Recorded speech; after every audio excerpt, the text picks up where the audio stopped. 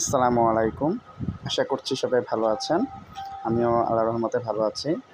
তো আজকে আমি আপনাদেরকে পত্রিকা পড়ার একটা ধারণা দিব। আসলে আপনারা কীভাবে পত্রিকা পড়বেন। কারণ একটা পড়া বা কোনো কিছু যখন আমরা বই থেকে পড়ি তখন যেভাবে লেখা থাকে, পত্রিকায় কিন্তু এর থেকে বেশি বিস্তারিত লেখা থাকে। তখন কিন্তু আমরা এই বিষয়টা সম্পর্কে ভালোভাবে জানতে পারি। তো এই পত্রিকার পড়ার সময় আমরা দেখা যায় যে দ্বিধাদ্বন্দ্বে ভুগি যে কী পড়বো বা কতটুকু পড়বো।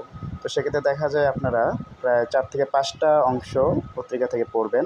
যেমন প্রথম পৃষ্ঠাটা পড়বেন, তারপর হচ্ছে আপনার যে সম্পাদকীয় যে অংশটা থাকে, এরপর আন্তর্জাতিক মতবিনিময়, এই বিষয়গুলো পড়বেন। যেমন মতামত থাকে একটা, বিভিন্ন বিশিষ্ট যারা আছে তাদের মতামত থাকে, এবং আন্তর্জাতিক বিষয়টা খুবই গুরুত্ব দিয়ে পড়বেন। কারণ এখানে দেখেন লেখা আছে যুদ্ধবন্ধে প্রতিনে 3 শর্ত, এখানে শর্তগুলো দেওয়া আছে। এই বিষয়গুলো বিস্তারিত পড়লে আপনার একসাথে রিটেনের প্রস্তুতিটাও হয়ে যায়। তারপর শেষ পৃষ্ঠাটা পড়বেন। এখানে দেখেন লেখা আছে ভালো বীজে উৎপাদন বেড়েছে 1 কোটি টাকা। এখানে একটা পরিসংখ্যান দেওয়া আছে। আর বিনোদন বা খেলাধুলা এগুলা তেমন দেখার দরকার নেই। খেলাধুলাটা দেখতে পারেন, আর বিনোদন দেখার দরকার নেই। কারণ কিছু কিছু অংশ যেগুলো আছে এগুলো না পড়লেও হয়, এগুলো এক্সট্রা এখানে দেওয়া থাকে।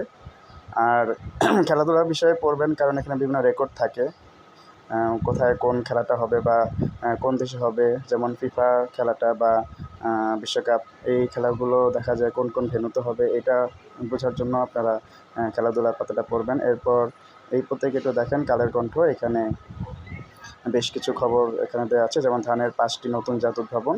আমরা ধানের বিভিন্ন জাত সম্পর্কে জানি, এটা বাংলাদেশ বিষয়ের একটা অংশ, কৃষির একটা অংশ। এরপর শিল্প বাণিজ্য অংশটা পড়বেন। এখান থেকে আমরা ভালোভাবে বিষয়গুলো জানতে পারবো। পরশ্রী কাতর থেকে ফুটবল মুক্তি পাক, এসসিও সম্মেলন, এই বিষয়গুলো একটু দেখতে পারেন। এবং এই পাশে আপনার দেখবেন বাম পাশে যে অংশটা আছে, এই অংশ থেকে কিন্তু অনেক কিছু আমরা আইডিয়া পেতে পারি, এবং এখানে বিভিন্ন লেখকের বিস্তারিত বর্ণনা থাকে। শেষ পৃষ্ঠাটা পড়বেন সকল পত্রিকার, তাহলে আপনারা পুরো পত্রিকার ব্যাপারে একটা ধারণা পেয়ে যাবেন। তো পত্রিকা পড়ার অভ্যাস থাকলে দেখা যায় বিভিন্ন প্রতিযোগিতামূলক পরীক্ষায় আমরা ভালো একটা প্রস্তুতি নিতে পারবো। আশা করছি বিষয়টা ভালো লাগলে শেয়ার করবেন। ধন্যবাদ।